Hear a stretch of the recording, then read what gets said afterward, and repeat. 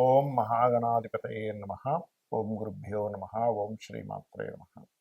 అరుణాం కరుణాతరంగితాక్షీం ధృతపాశాంకుశపుష్పబాణచాపాం అనిమాదిభిరావృతాం మయూకైః అహమిత్యేవ విభావయే భవాని.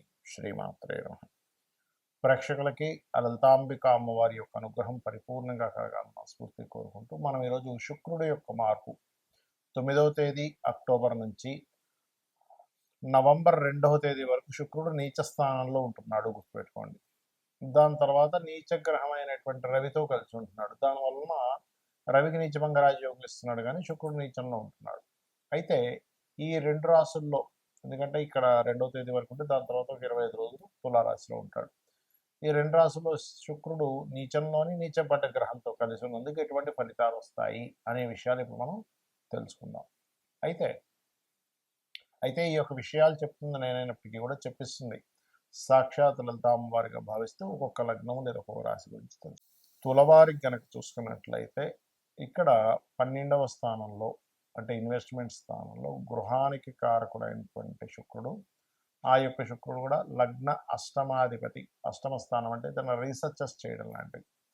ఈ యొక్క 12వ స్థానంలో ఎప్పుడైతే అక్టోబర్ 9వ తేదీ నుంచి నవంబర్ పర్టికులర్గా 2వ తేదీ వరకు ఎప్పుడైతే 12వ స్థానంలో ఉంటున్నాడో శుక్రుడు, ఇది ఇచ్చేటువంటి రిజల్ట్ ఏమిటి అని చెప్పి చూసుకున్నట్లయితే, ఈ రిజల్ట్ పర్టికులర్గా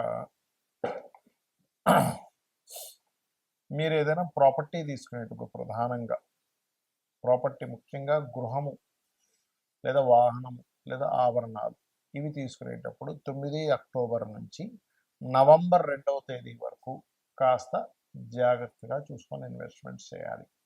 మరి దాని తర్వాత మీకు ఎప్పుడైతే ఈ శుక్రుడు నవంబర్ 2 నుంచి లగ్నంలోకి వచ్చేస్తాడో, ఆల్రెడీ ఈ లగ్నంలో రేపటికి కొంతవరకు స్ట్రెస్ ఉంటుంది బిజినెస్లో.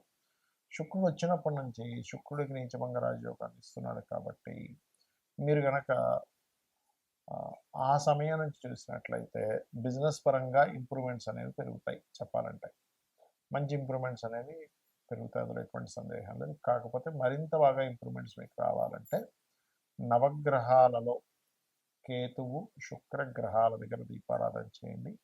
అలాగే ఏదైనా ఒక ఆలయానికి వెళ్ళి అక్కడ ఏదైనా సేవ చేయండి. అమ్మవారి ఆలయానికి వెళ్ళి అక్కడ ఏదైనా ఫంక్షన్ జరుగుతుంది, అమ్మవారికి సంబంధించిన, భగవత్ సంబంధించిన ఫంక్షన్, అక్కడికి వెళ్ళి మీరు మీ యొక్క, అంటే మీరు ఓన్లీ ధనం ఇవ్వడం అని కాదు, సేవ చేయడం అంటే అక్కడ మీరు వెళ్ళి అక్కడ ఏదైనా క్లీన్ చేయగలరా, లేకపోతే అక్కడ ఏదైనా తోరణాలు కడుతున్నారు, అమ్మవాళ్ళ అలంకరణ చేస్తున్నారు, అక్కడ ఏదైనా వాళ్ళకి సహాయపడగలరా, ఇలాంటివి చేయండి. ఖచ్చితంగా మీకు బాగుంటుంది. బిజినెస్ పరంగా ఇంప్రూవ్మెంట్స్, కాస్త గణపతిని కూడా ఆరాధించండి, అన్ని విధాలా బాగుంటుంది. సర్వసాధారణంగా శుక్రగ్రహం కనుక ఎవరికైనా జన్మజాతకంలో బాగుంటే ఎటువంటి ఫలితాలు ఇస్తుంది, ఇబ్బందిగా ఉంటే ఎటువంటి ఫలితాలు ఇస్తుందో చెప్పుకుందాం. ముఖ్యంగా శుక్రుడు ఎవరి జన్మజాత చక్రంలో అయినా మంచి బాగున్నాడు అంటే, బాగుండడం అంటే ఏమిటి, ఎక్కడ పాపగ్రహాలతో సంబంధం లేదు, ఉచ్చ స్థానంలో ఉన్నాడు, నీచ స్థానంలో శుక్రుడు లేడు, మరియు అలాగే శుక్రగ్రహము ఉదాహరణకి ఒక మంచి స్థానంలో ఉందనుకోండి, వాళ్ళకి లగ్జరీ, ఫైనాన్షియల్గా బాగుండడము, అలాగే స్త్రీలతో ఎటువంటి గొడవలు రాకుండా ఉండడము, అన్ని కంఫర్ట్స్ లైఫ్లో అనుభవించడం జరుగుతుంది. అదే శుక్రుడు కనుక పాపగ్రహాల్లో ఉండడము, కేతువుతో కలిసి ఉండడము, పాప కర్తర్లో ఉండడము, నీచ స్థానంలో ఉండడము, ఇలా జరిగిందనుకోండి, అప్పుడు వాళ్ళకి వివాహ జీవితంలో ఇబ్బంది. ముఖ్యంగా పురుషులకి, సహజంగా స్త్రీలకు కూడా శుక్రుడు వివాహానికి కారకుడవుతారు కాబట్టి కుజుడిని తీసుకుంటాం. అదేవిధంగా ఫైనాన్షియల్ మ్యాటర్స్లో ఇబ్బందులు రావడము, ఇట్లాంటివి ఇస్తుంటాయి. అయితే బాగుంటాయి కనుక ఖచ్చితంగా వీళ్ళకి అన్నీ కలిసి రావడము, బాగోపోతే స్త్రీల మూలకంగా, ధనం మూలకంగా, వీటి మూలంగా ఇబ్బంది వస్తూ ఉంటుంది. కంఫర్ట్స్, లగ్జరీ, వాహన ప్రమాదాలు జరగడం, స్త్రీలకైతే ఏదైనా హెల్త్ ఇష్యూస్ రావడము, అలాగే పురుషులకు కూడా కొన్ని సుఖ వ్యాధులు రావడం లాంటివి ఇస్తూ ఉంటుంది. అయితే ఎవరి జన్మ జాతకంలో అయినా బాగుంటే కనుక ఏమి ఇబ్బంది లేదు. కానీ బాగోనప్పుడు ఏం చేయాలి అనేటువంటి చూసుకున్నట్లయితే, ఏ గ్రహాల ద్వారా పాపకర్తలు ఏర్పడిందో శుక్రుడికి, ఆ గ్రహాలకి సంబంధించినటువంటి రెమెడీ చేసుకోవాలంటే ఆ గ్రహాలకి దానం ఇవ్వడం, అవి చేయాలి. అంటే ఉదాహరణకి శుక్రుడు వెళ్ళి కేతువు కుజుడు మధ్యలో ఉన్నాడు, అప్పుడు కేతువు కుజ అంటే మంగళుడికి కేతువుకి కందులు ఉలవలు దానంగా ఇవ్వడం. లేదండి నీచంలో ఉన్నాడు, చాలామంది తెలియక శుక్రుడు నీచంలో ఉన్నాడు కదండి, నేను దాన్ని స్ట్రాంగ్ చేసుకోవడానికి నేను వజ్రం పెట్టేసుకుంటా అంటారు. అది కరెక్ట్ కాదు. అంటే ఎలా అంటే ఇప్పుడు మీకు ఎవరికైనా షుగర్ వచ్చింది అనుకుందాం. షుగర్ వచ్చింది కదండి, షుగర్ని ఇంకా స్ట్రాంగ్ చేసుకుని చక్కెర తింటానంటే ఎలా ఉంటుంది? దాన్ని వదిలేయాలి. అంటే షుగర్ అనేటువంటిది మీ బాడీలో ఎక్కువైనప్పుడు దాన్ని వదిలేసేయాలి పాడైనప్పుడు. అలాగే ఇక్కడ వజ్రాన్ని ధరించకూడదు. కావాలంటే వజ్రం ఏదైనా దేవాలయంలో ఏదైనా అమ్మవారి కోసం ధారణ కోసం మీకు వచ్చి తప్పు లేదు.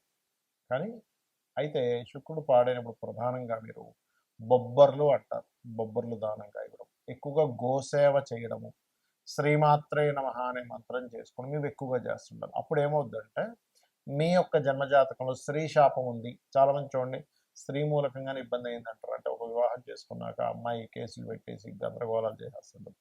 అది స్త్రీ శాపం వల్ల జరుగుతూ ఉంటుంది. లేదా ఒక్కొక్కసారి ఎప్పుడు ఏ వాహనం తీసుకుని ఏదో ఒక యాక్సిడెంట్, సుఖ వ్యాధులు రావడం, ఇట్లాంటివి ఎయిడ్స్ ఇలాంటి వాటికి కూడా శుక్రుడే కారకుడు, గుర్తుపెట్టుకోండి. అంటే సుఖ వ్యాధులు అనేవి. అదేవిధంగా మూడవది ఏంటంటే పర్టికులర్గా శుక్రుడు సహజంగానే మనీ, లిక్విడ్ క్యాష్ కారకుడు.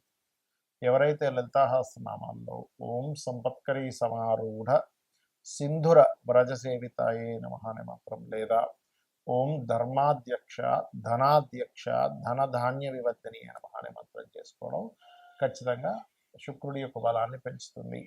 వీటితో పాటు ఏమిటంటే ముఖ్యంగా పాలతో అభిషేకం చేయడం, అమ్మవారిని పాలతో అభిషేకం చేయడము, శివుణ్ణి పాలతో అభిషేకం చేయడము, వాటర్తో కూడా చేయొచ్చు, తప్పేం లేదు. కొంతమంది విభూతి కలిపి కూడా చేస్తారు. దీనివల్ల ఏమవుతుందంటే ఈ శుక్రగ్రహ ప్రభావం మనకి ఏదైతే నెగటివ్గా ఉందో దాని యొక్క ప్రభావం తగ్గుతూ ఉంటుంది. ఇంకొక విషయం ఏంటంటే చాలామందికి తెలియక లాభంలో అన్ని గ్రహాలు ఉంటే మంచిది అనుకుంటారు, కానీ శుక్రుడికి పనికిరాదు లాభస్థానము. ఏమిటంటే లాజిక్ ఏమిటంటే అంటే శుక్రుడు 12వ స్థానం నుండి బాగా యోగిస్తాడు. శయాసౌఖ్యానికి కారకుడు కదా. ఒక వ్యక్తి చక్కగా శయాసౌఖ్యం అనుభవిస్తున్నా అంటే 12వ స్థానం బాగుంటుంది. కానీ అదే 11లో ఉంటే 12కి 12వ స్థానం అంటే 12వ స్థానాన్ని వెనక్కి లాగేటువంటి స్థానంగా చెప్తారు. కాబట్టి ఇది వివాహ సంబంధించిన విషయంలోని, శయాసౌఖ్యం సంబంధించిన విషయాల్లోని, వివాహ జీవితకి సంబంధించిన విషయంలోనే ఇబ్బంది ఇస్తుంది. కాబట్టి ఈ శుక్రుడి విషయంలో ఈ జాగ్రత్తలు కనుక ఎవరైతే తీసుకుంటారో, ముఖ్యంగా శుక్రుడు బాగాలేడన్నప్పుడు స్త్రీలతో గొడవలు పెట్టుకోకూడదు, దూరంగా ఉండాలి. శుక్రుడు బాగాలేడన్నప్పుడు పర్టికులర్గా ఏంటంటే ఎక్కువగా మనం ఓవర్గా లగ్జరీ చేస్తున్నాము, దానివల్ల కూడా ఇబ్బంది ఇస్తాడండి. అంటే ఎలా ఉంటుందంటే నేను కొంతమంది జాతకాలు చూసినప్పుడు వాళ్ళకి ఒక టైం, ఒక 2 months 6 months కొంచెం బాగా డబ్బులు వస్తాయి. అప్పుడు దానికి అలవాటు పడిపోయి, లగ్జరీకి అలవాటు పడిపోయి వాళ్ళకి ధనం తగ్గినా కూడా అదే లగ్జరీ మెయింటైన్ చేస్తూ అప్పులు చేసేసి ఇబ్బంది పడుతుంటారు. కాబట్టి బాగోనప్పుడు ఓవర్ లగ్జరీ ఒకసారి ఇచ్చి మళ్ళీ కింద పడేస్తాడు, అప్పుడు ఇబ్బంది పడుతూ ఉంటారు. శుక్రుడు బాగుంటే బై బర్త్ నుంచి బాగా ఉంటుంది, లేదా ఆ మహాదశలు వచ్చినా కూడా కొంతమందికి శుక్ర మహాదశ అన్నారంటే యోగించట్లేదు అంటారు. అంటే దాని అర్థం ఏమిటంటే శుక్రుడు బాగోలేడని అర్థం. కాబట్టి ఈ రెమెడీస్ చేసుకోండి, అన్ని విధాలా బాగుంటుంది. శ్రీమాత్రే నమః.